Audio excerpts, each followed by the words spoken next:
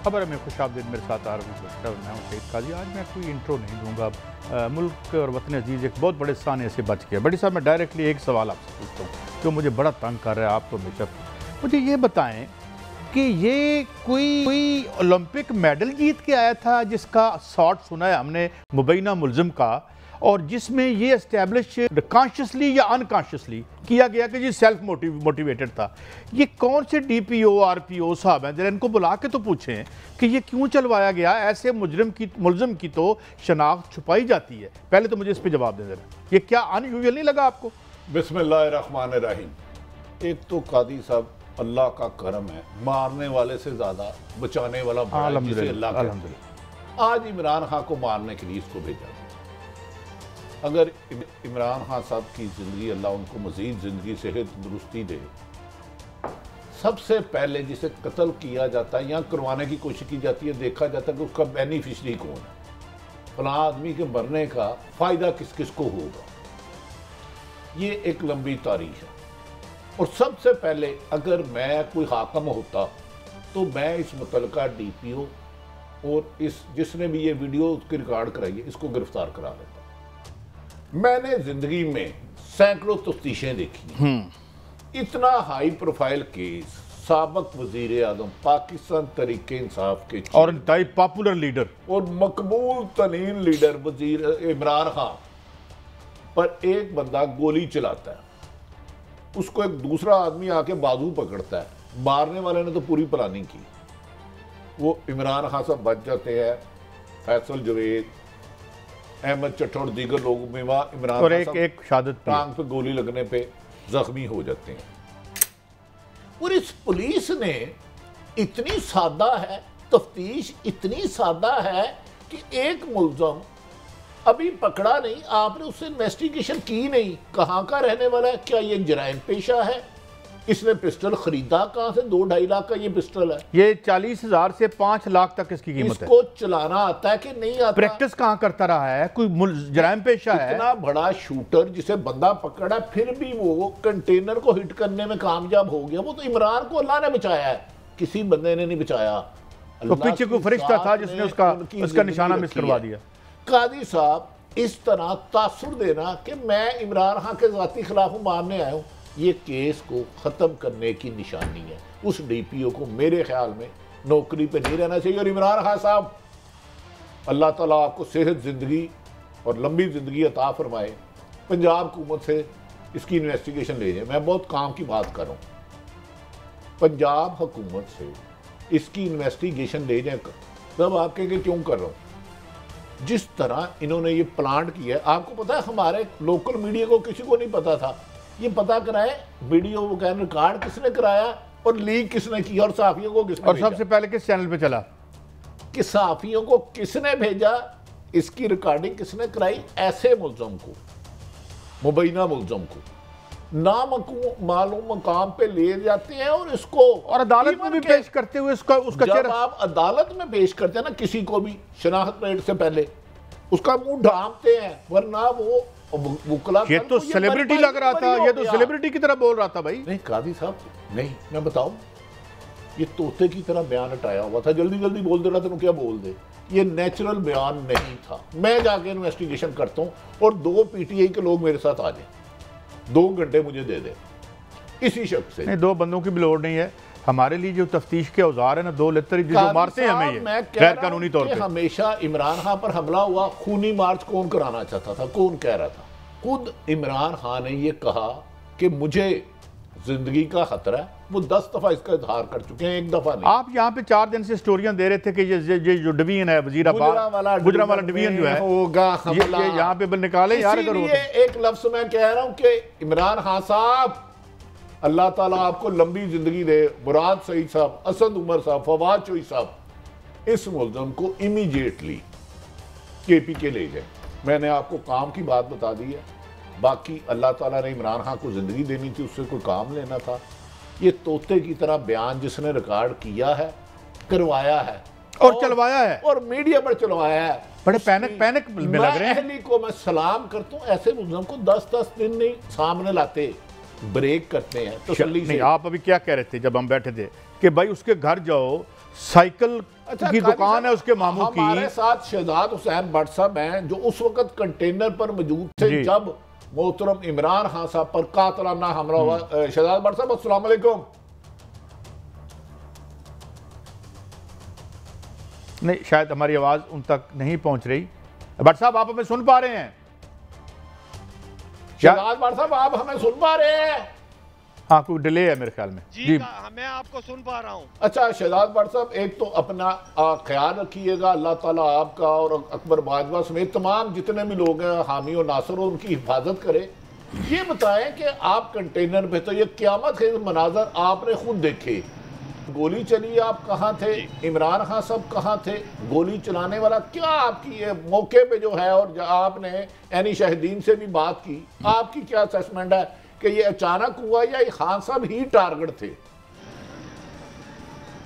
देखिए आरिफ साहब, मैं जब खड़ा था कंटेनर के पास तो कंटेनर पे इमरान खान ने जफर अली चौक पर जो स्पीच की थी, उसके बाद खान का काफिला रवा दवा हो गया।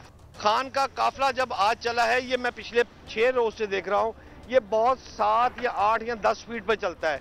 शायद आज खान को कुछ अलर्ट पहले से आया हुआ था। खान की काफिले की स्पीड आज रूटीन से तेज थी। जब ये काफिला जफर अली चौक से खान ने खिताब किया, और उस खान ने खिताब में जो आखिरी फिक्रा का अभी तक मेरे कानों में गूंज रहा है, जिसमें उसने कहा कि तमाम लोग सुन लें, आज मुल्क में सियासत नहीं हो रही, ये जहाद हो रहा है और हम जहाद के लिए निकले हुए हैं। ये आखिरी फिक्रा कहकर वो निकले। अब उन्होंने अगला पड़ाव कचहरी बाजार में करना था, जहां पर उनका खिताब था। उससे पहले सेंटर में एक इस्तकबालिया कैंप लगा हुआ था। इससे भी थोड़ा सा पीछे थे कि खान जो था वो बिल्कुल स्टेज के पास जो ऊपर कंटेनर के ऊपर बनाई हुई है, उस वक्त सेनेटर फैसल उसके साथ था, और उस साथ एक चट्टा साहब थे, नासिर चट्टा साहब का जो बेटा है वो था।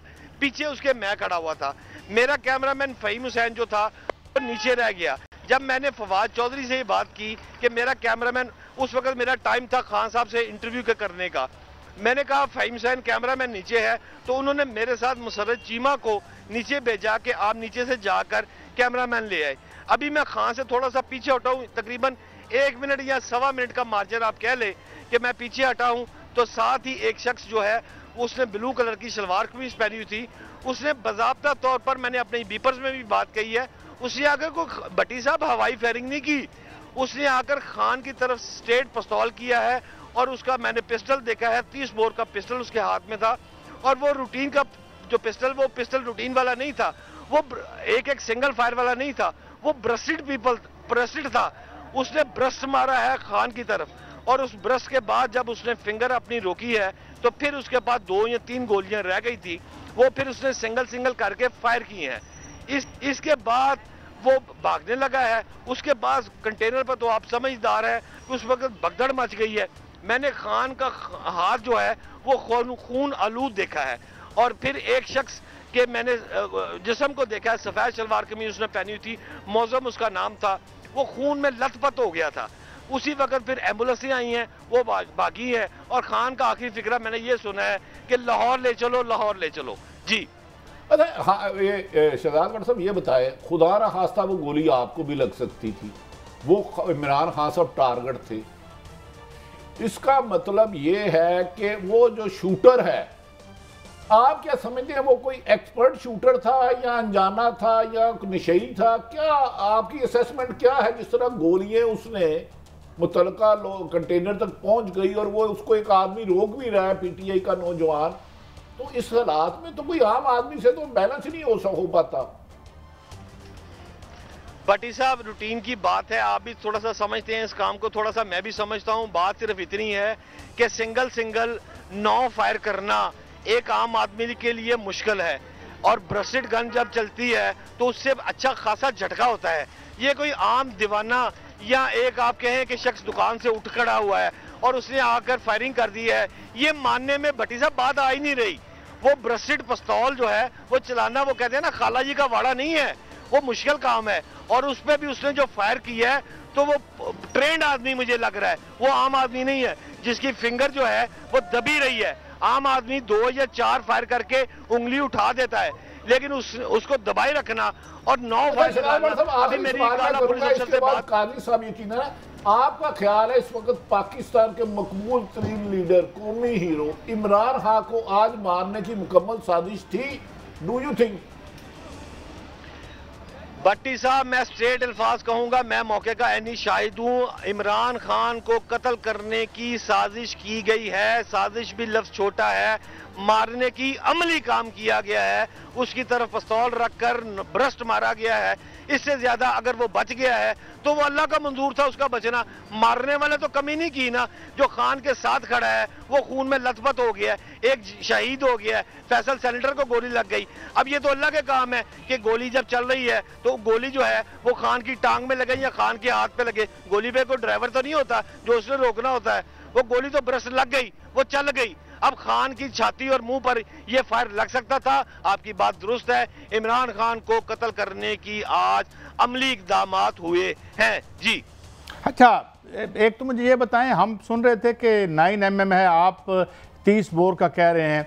ये अगर ऑटोमेटिक वेपन हो, आप, मैं जानता हूँ आपका एज अ रिपोर्टर खासा नॉलेज है वेपन्स का भी, आप कवर करते रहे हैं, तो ये कितने की, इसकी कीमत क्या होगी और इसके लिए फिर ट्रेनिंग कितनी दरकार है? और मैंने ये भी सुना है कि नीचे से ऊपर निशाना पिस्तौल से लेना इंतहाई मुश्किल है और इंतहाई मशाक जो शूटर है वो दरकार होता है। ये जरा तीनों के मुझे जवाब दे दीजिए प्लीज़।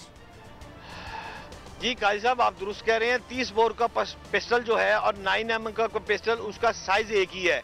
अब आमतौर पर जो मेरा ख्याल है कि 9mm का जो पिस्टल है उसमें जब हम नीचे से मैगजीन लगाते हैं तो ब्रस्ट आमतौर पर वो ज्यादा कीमती होता है, इसलिए उसमें ब्रस्ट नहीं लगता।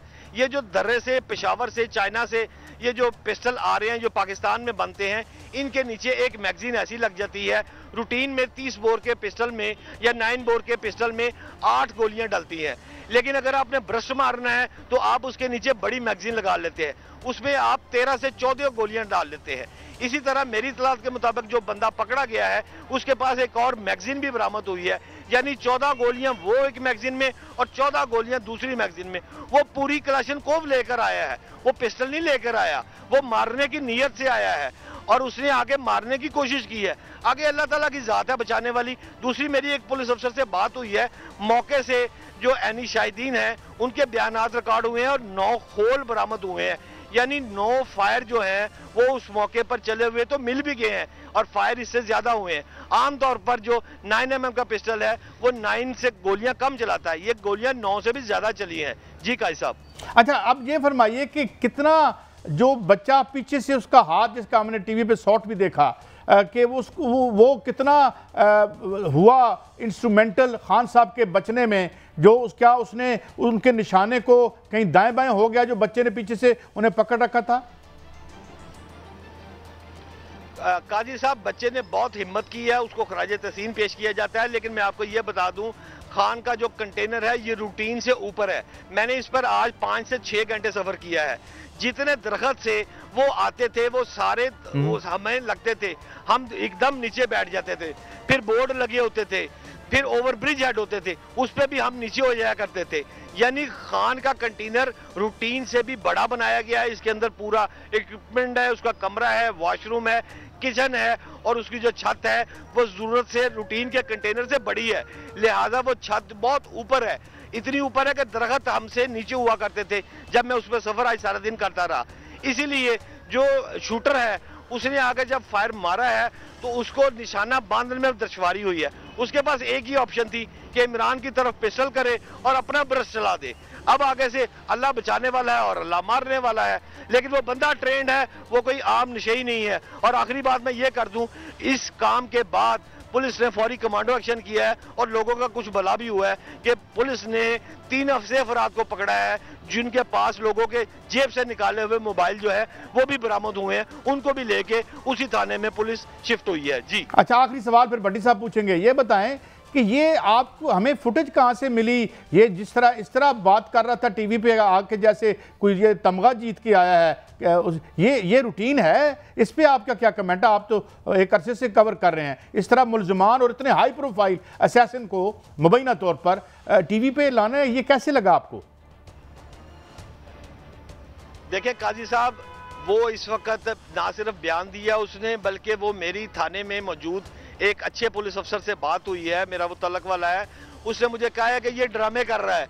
मैंने कहा ये क्या बात की आपने? उसने कहा कभी पागलों वाली हरकतें शुरू कर देता है, कभी कुछ आयतें पढ़नी शुरू कर देता है और कभी नारे लगाना शुरू कर देता है। कायदे आज़म जिंदाबाद की बातें बार बार कर रहा है। वो अच्छा भला है, 4 थप्पड़ उसको पड़ेंगे, वो तोते की तरह बोलेगा। मैं रोकता हूँ, मेरे ख्याल में कातिल एक से ज्यादा भी हो सकते हैं यकीनन, लेकिन आप मौके पर थे। पाकिस्तान की जिंदगी में ये हाई प्रोफाइल पहला केस होगा लियाकत अली खान से लेके बेनजीर तक कि जो मुल्ज़म गिरफ्तारी से आधे घंटे बाद उसको मीडिया के सामने पेश कर दिया जाए, उसकी इन्वेस्टिगेशन भी ना की जाए। ऐसे लोगों को तो पहले पूछा जाता है कहाँ का रहने वाले हो, असला कहाँ से लिया था, पहले कभी गिरफ्तार हुआ था, जराइम पेशा था, माँ बाप क्या करते थे। इतनी जल्दी मीडिया को देना, और ये खबर आपको पता है जो फुटेज है हमें बाहर से किसी ने भेजी है, तो ये क्या माजरा है मेरी समझ में नहीं आता। मामूली नवीयत का मुल्ज़िम भी पकड़ा जाए तो पुलिस उसे नामालूम मकाम पे ले जाती है, वो 2 दिन अच्छी तरह इन्वेस्टिगेशन करती है। पहली दफ़ा हमेशा झूठ बोलते हैं, क्या उसने पहले पुलिस इन्वेस्टिगेशन काटी थी, जराइम पेशा था, कोई जुआ मनशियात में पहले भी गिरफ्तार हुआ था। इस तरह तोते की तरह जाके पुलिस के सामने बयान देना, ये तो केस को खराब करने का मुतरादिफ लगता है बादिउल नज़र में। दुरुस्त कह रहे हैं भट्टी साहब आप। उस वक्त जब वो अपना हवालात में उसको डाला गया तो आमतौर पर ऐसे जब हाई प्रोफाइल केस होते हैं तो उनको गाड़ी में डालकर नामालूम मुकाम की तरफ मुंतकिल कर दिया जाता है।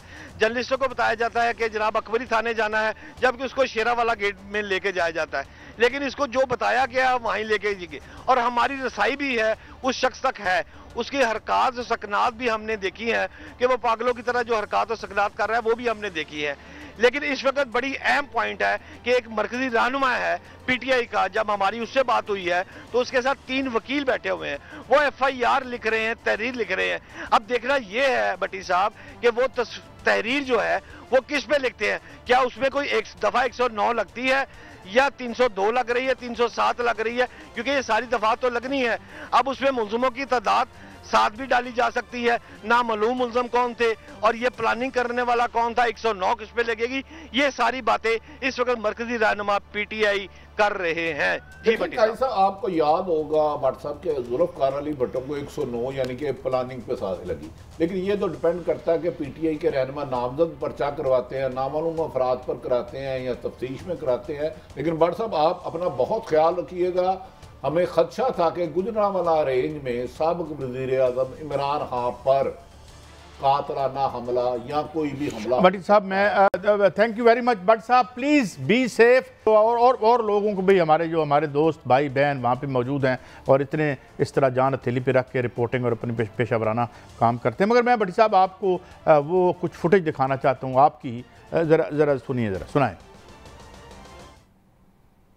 ये लॉन्ग मार्च इमरान खान के ऊपर भी मैं इतला देता हूँ, खान साहब आपकी मर्जी, आप पर भी बादिउल नज़र में जो खबरें आ रही हैं जिसका आप खुद खदशा जाहिर कर चुके हैं कि आपको मारा जा सकता है, वो कोशिशें तेज़ हो चुकी हैं। अपनी हिफाजत करें और आपके साथ जो हैं वो भी लोग अपनी हिफाजत करें। अल्लाह ताला खून किसी का भी वहे वो पाकिस्तान का होगा, ये खून बहा काम छोड़ दें। कत्लो गारत से, खौफ से इज्जत नहीं। भट्टी साहब जिल्लत रुसवा। भट्टी साहब ये तो यकीनन किसी सोर्स से ये आप तक खबर आई होगी, हम कोई इल्म नजूम तो हमारे पास होता नहीं है, लेकिन बहरहाल मैं तो आपसे तो कभी किसी रिपोर्टर से उसका सोर्स नहीं पूछना चाहिए। लेकिन ये कि आप समझते नहीं हैं। साहब मैं अर्ज करता हूँ, मैंने इमरान खान साहब जिस दिन उन्होंने अगले दिन लॉन्ग मार्च करता उन्हें भी गुजारिश की थी, और मैंने असद उमर साहब को शायद अब भूल गया हो, मैंने कहा था गुजरांवाला रेंज पे आप पर हमला होगा, गुजरांवाला रेंज पर। हो सकता है असद उमर साहब को याद ना रहा हो। हम रिपोर्टर यकीनन किसी बात के आई विटनेस नहीं होते, सोर्सेज पर चलते हैं, इंफॉर्मेशन पर चलते हैं। अगर कोई कबीना का इजलास होता है हम नहीं बैठे होते, हमें ही कोई ना कोई बताता है। इमरान खान की ज़िंदगी को पहले दिन से ख़तरा था जिसका उन्होंने खुद इजहार किया, और इमरान खान साहब को मैंने खुद अर्ज़ की थी कि खान साहब मुझे ये लॉन्ग मार्च आप पर कोई ना कोई हमला होता हुआ नज़र आ रहा है। उसके लिए हाफिज़ फरज साहब को मैंने कहा, असद उमर साहब को कहा, और स्पेशली गुजरान रेंज का था। मैं मज़ीद नहीं जानना चाहता, अब तफ्तीश होगी, लेकिन जो इन्होंने काम किया है इस मुबैना मुल्ज़म का, मैं इसको भी मोहम्मद नवीद, इतनी जल्दी ले गए, उससे इन्वेस्टिगेशन नहीं की यार। वो साबिक वज़ीर आज़म पर हमला कर रहा है और कातलाना हमला कर रहा है, और आप you put his face on camera, तो आप उसका मौक़िफ़ दे रहे हैं आप बगैर इन्वेस्टिगेशन किए 10-15 घंटे। वैसे भट्टी साहब इनकी अकल कहाँ से लिया, कहाँ का रहने वाला, किससे लिंक है, ताने बाने हुए। आज तक अगर ये लाहौर में होता, चूंग या कोई खसास अदारा इसको ले जाता। मैंने जिंदगी में इतना संगीन कत्ल का बचा इस तरह पुलिस की, मुझे तो, मैं बात ज्यादा नहीं करता। बस इमरान खान साहब से मैंने गुजारिश करनी है, पीटीआई मुराद सईद साहब, असद उमर साहब, इस मुल्ज़म को आप केपीके में ले जाए और उधर इन्वेस्टिगेशन करवाए। इस तरह तोते की तरह बोलना और जिस तरह वो बता रहे हैं, जो थिएट्रिक्स वो कर रहे हैं, कभी कायदे आज़म जिंदाबाद के नारे लगा रहे हैं, कभी कुछ कर रहे हैं, कभी कुछ कर रहे हैं, इसका मतलब पागल है कि जब लोगों के घर ही अपनी ईंटें रखता है। अच्छा, फिर इसके बाद एक और बात है, देखिए बजाय ये पता करें कि इसकी माशी बैकग्राउंड क्या है, क्या इसकी इतनी औकात है कि ये 30,000 40,000 से लेकर जो 5 लाख का पिस्टल है वो ख़रीद सके, या फिर उसके बाद ये जहाँ पे चांदमारी करता था, जहाँ पे इसने इसमें अपने आप को इसने ज़ख्मी तो किए ना लोगों को। काजी साहब, आम बंदा, मैं अदब एहतराम से ज़रा थोड़ा सा, आम बंदा ब्रश चला ही नहीं सकता। वो ब्रश होती है, उसका एक बटन होता है, उसको ऑन करना पड़ता है। क्या इस पुलिस ने उससे इन्वेस्टिगेशन की? आपने ये पिस्टल कहाँ से, किसने सिखाया? पिस्टल कहाँ से? इससे पहले क्या फायरिंग करनी तूने सीखी? आम आदमी का हाथ एक झटके से हिल जाता है। चैलेंज देता हूँ, कोई आम आदमी नहीं है उसे के गोली चला के दिखा, सामने एक ट्रक रख लो, उसका हाथ झटका लग जाएगा। आम आदमी गोली नहीं चला सकता। मेरी समझ में नहीं आ रहा। मैं इस पुलिस को सलूट करता हूँ। और यार, तुमने कौम के मकबूल तरीन लीडर पर हमला करने वाले का केस का बेड़ा ही गर्क कर दिया आज। कादी साहब, ये देखे ना, सवाल तो इससे ये बनता था, भाई ये पिस्टल खरीदा कहाँ से, तेरे पास इतनी इनकम है, तुझे किसने दिया, तेरा पेशा क्या है, तुझे काम क्या करता था, इससे पहले तू था। और इमरान खान के ही खिलाफ तू क्यों उसको मारने आया? तू वजीराबाद में रहता है, उधर कोई जराइम पेशा आदमी नहीं है। वो इमरान खान से तेरी जाती दुश्मनी क्या है? तुझे इसके मारने का फ़ायदा क्या है? वही बयान दिया जो अरशद शरीफ और इमरान रियाज पर पर्चे हुए थे कि कोई बंदा ट्वीट देख रहा है वीडियो, उसने कहा जी ये इश्तिहाल फैला रहे हैं। यार, कभी इस तरह भी हुआ है? अच्छा देखें, वो उस बच्चे की भी बड़ी हिम्मत है। उसने उसके पीछे वो जिस तरीके से भागा, अगर फुटेज दिखाएं आप, उसने इसको काबू किया है, इसको भागने नहीं दिया, गायब नहीं होने दिया। और पुलिस जो वहाँ मौके पर मौजूद थी, मैं उसको भी खराज तहसीन पेश करता हूँ कि इसको लिंचिंग से बचाया है, ताकि कोई चांस तो रहे। वैसे तो मुझे मुश्किल ही लगता है इस मुल्क में किसी असल मुलज़म तक पहुँचना या मुजरिम तक पहुँचना, लेकिन बहरहाल इसको लिंचिंग से बचाया पुलिस ने। जो वहाँ पे दो राय कोई नहीं, इसमें इस मुल्क में इस वक्त खाना जंगी हो जानी थी। खुदा ना खास्ता, अल्लाह ना करे मेरे मुंह में खाक, इमरान खान को कुछ हो जाता। आज भी कुछ जगह पे मुजाहिरे रिपोर्ट हो रहे हैं, खून आलूद था। मुझे बड़ा दुख हुआ, बड़ा स्वीट आदमी है वो एक और मुझे चट्टा साहब का बेटा भी हो गया जख्मी। यार, तुम क्यों खून की खेली खेलना चाह रहे हो भाई? कभी तुम कहते हो उसको मच जेल में ले जाएंगे, कभी कहते हो आने तो दो उल्टा लटका देंगे। आपके अंदाजे बयां बता रहे थे कि इमरान खान की ज़िंदगी सेफ नहीं। भाई साहब, नहायत एहतराम से, ये मेरी राय है।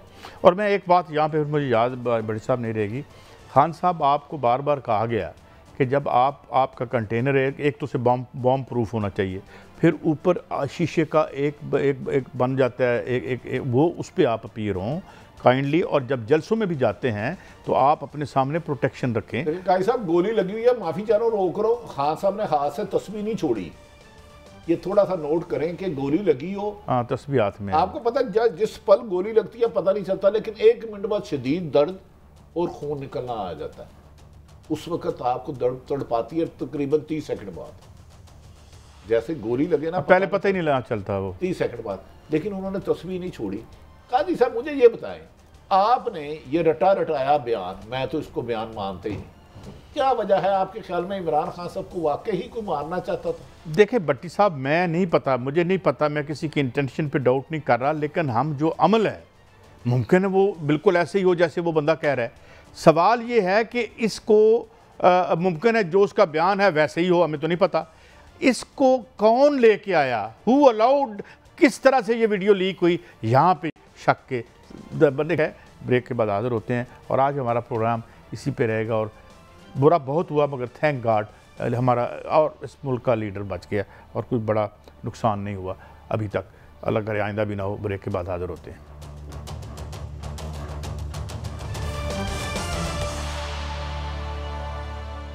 Welcome back. अच्छा भट्टी साहब, एक तो ये है कि अभी शायद शेख रशीद साहब से रब्ता हमारा दोबारा हो रहा है, हमने कोशिश की। शेख साहब सलाम अलैकुम। वालेकुम सलाम, भट्टी साहब बोलो। अच्छा शेख साहब माफ़ी चाहता हूँ, एक तो आपकी ज़िंदगी को भी बहुत ख़तरा है।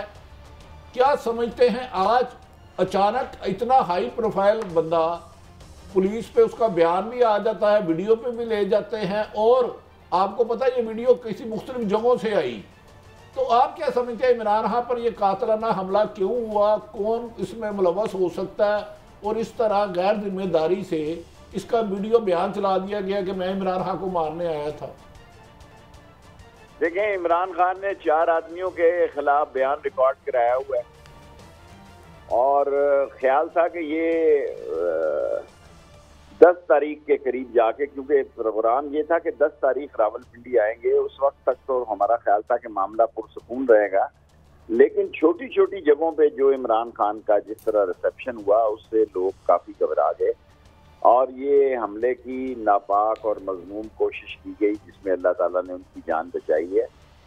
और अभी दुनिया में इतनी जल्दी तो फैक्स मशीन से भी बयान नहीं आता, जो इतराफी बयान जो है चला दिया मुल्ज़म का। ये बात अब रुकेगी नहीं, ये बात आगे बढ़ेगी।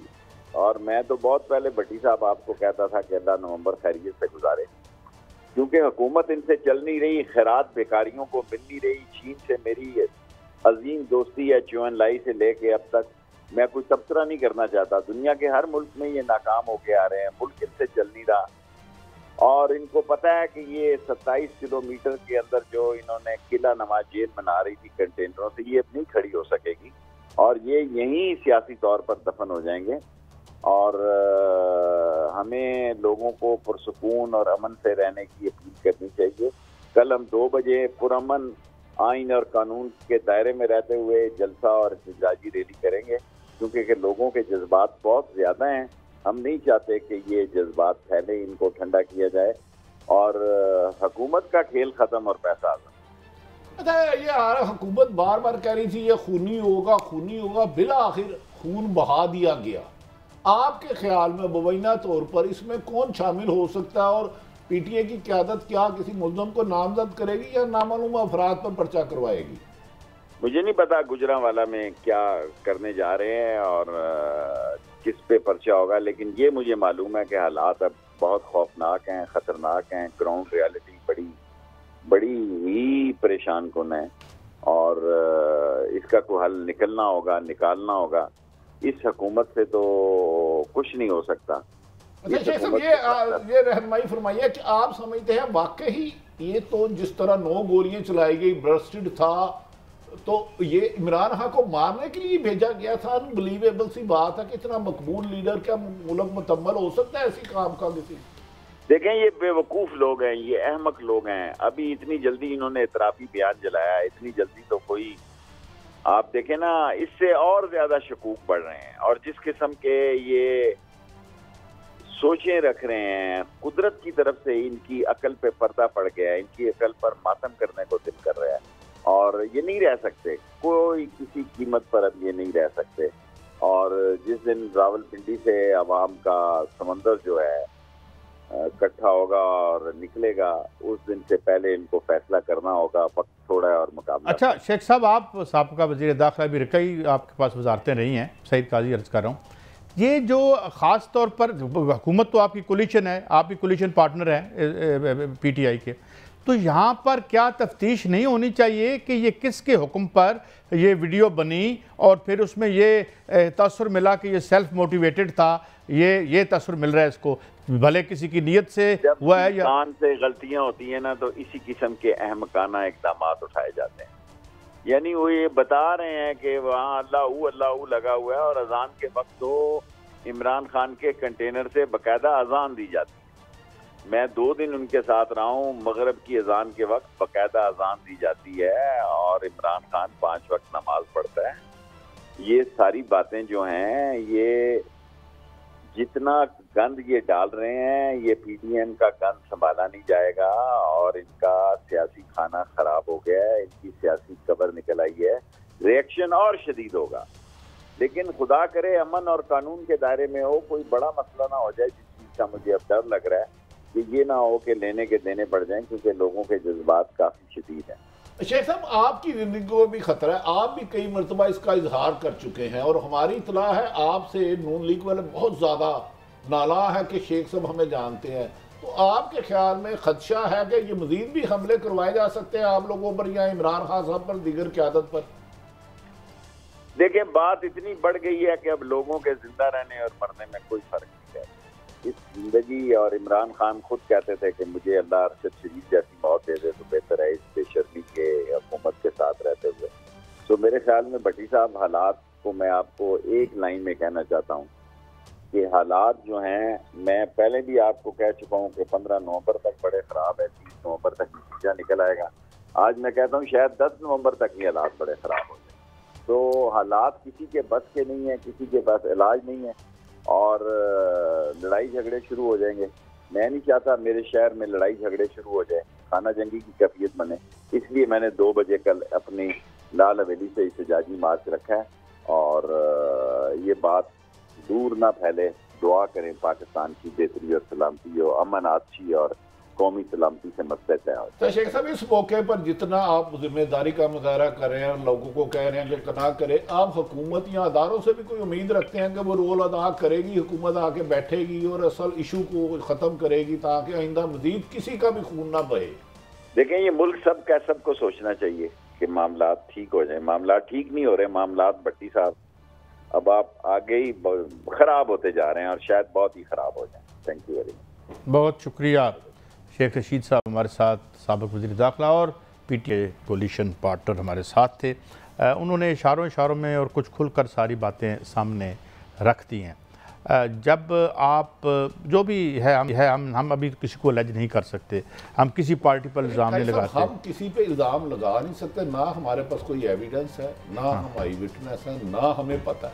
लेकिन मैं ये चाहता हूँ कि एक साबिक़ वज़ीर-ए-आज़म पर हमला हुआ है, इतनी जल्दबाजी में, उजलत में एक मुबैना मुल्ज़म का बयान मेरी समझ से बाहर है, बीइंग ए जर्नलिस्ट, कि हमेशा ऐसे हसास मुल्ज़म को बहुत खुफिया रखा मैं अब जैसे समझते नहीं कि चौधरी परवेज़ इलाही साहब जो कि चीफ एग्जीक्यूटिव हैं पंजाब के, उन्हें इस पे इंक्वायरी करवानी चाहिए। मेरा ख्याल है वो उन्होंने आर्डर भी दे दिया होगा कि ऐसा मुल्ज़म जो तोते की तरह कह रहा है हाँ जी मैंने खुद मारा है, तो भाई इसको मीडिया के सामने कैसे पेश किया गया? अभी आपने अच्छा भट्टी साहब, कुछ अफसोसनाक खबरें भी आ रही हैं। हो सकता है चौधरी साहब ने इन्वेस्टिगेशन का आर्डर दे दिया हो, वो एक ज़ीरक सियासतदान है। तो कुछ खबरें ऐसी भी आ रही हैं और मैं समझता हूँ रेस्ट्रेंट करनी चाहिए और इसका रिएक्शन इस तरह नहीं आना चाहिए। फैसलाबाद में जो है कहीं पत्थरों की आ रही है, हम उस पर पूरा खबर इसलिए बात हम ज़रा रेस्ट्रेंट के साथ कर रहे हैं कि वहाँ जो मुस्लिम लीग नून के लोग हैं वो भी हमारे इस मुल्क के लोग हैं और अभी किसी पर कोई इल्ज़ाम साबित नहीं हुआ। गुजारिश है कि PTI के रहनुमाओं से गुजारिश है हमारी कि खुदा के लिए जिम्मेदारी का मुजाहरा करें, डायरेक्ट किसी पे इल्ज़ाम ना लगाएं, इस मुल्ज़म को इन्वेस्टिगेशन के लिए कहीं और जाने दें, तसल्ली से इसकी तफ्तीश हो। जब 100% हमला आवर करने वाला या कराने वाला सामने आए फिर दे, इस वक्त लोगों को चाहे कोई भी मुस्लिम लीग का हो उसके घर नहीं जाना चाहिए। PTI का और जहाँ भी ये कुछ ऐसा है उसमें समझता हूँ कि वो भी हमारे भाई हैं, चाहे किसी भी जमात से हैं। जब तक असल मुल्ज़मान की निशानदेही नहीं हो जाती, कानून उन्हें डिक्लेयर नहीं कर देता ये बंदा आपने एहतजाज करना है, आप पुरअमन बैठ के एहतजाज करें, नारे लगाएं, बैठें, मगर किसी की पर्सनल प्रॉपर्टी और किसी की बॉडी को वायोलेट करना ये ज़्यादती है। आज इसी पे हम एहतजाज करें ना कि जितने लोग एक शहीद हुए हैं, ज़ख्मी हुए हैं, अल्लाह ताला के सिवा किसी को हक़ नहीं है किसी की ज़िंदगी लेने का, या जो स्टेट एक लॉ के तहत जो वायोलेशन कर सकती है जिसे अब एक कानूनी तरीके से, उसके अलावा ये गलत है। इसलिए हम इसकी रिपोर्टिंग भी इस तरह से नहीं कर रहे, मगर हम PTI के लीडरशिप से कहेंगे कि, और ये जो शेख रशीद साहब ने भी अच्छी बात की है, और मैंने एक ट्वीट भी देखा है किसी बंदे का, शायद खान साहब ने ये बात भी की है कि इंतशार ना पैदा किया जाए। देखिए, दुश्मन तो ये चाहेगा कोई तीसरी ताकत के इस मुल्क में इंतशार हो, पाकिस्तान के हालात ख़राब हो। PTI की लीडरशिप का बहुत बड़ा नुकसान करने की कोशिश की गई है जिसको सदियों नहीं भूल सकती थी। ये तो अल्लाह का करम है, नबी के सदके के, उसने इमरान खान साहब को महफूज रखा। इनको एक बात समझ नहीं आती कि जितनी आपकी मुखालफत है उसको कानून के दायरे में खान ने रखा हुआ है। वो कह रहा है इलेक्शन दे दो, वो ये नहीं कह, आप कहते होते थे, वो ये नहीं कहता किसी के घर का घेराव करो, वो नहीं कहता कि जनाब जो है वो कोई इलीगल मेजर्स दो। उसने अपनी पूरी जो हमायत को रखा हुआ है। आप उसकी ज़िंदगी की दुआ भी करें और हिफाजत भी करें, क्योंकि इसमें आपकी भी हिफाजत है। प्रोग्राम का वक्त ख़त्म हुआ, अल्लाह ताला बेहतर दिन भी लाए, इंतज़ार ही है हमें। बहरहाल अगले हफ्ते फिर हाज़िर होंगे। अल्लाह हाफ़िज़।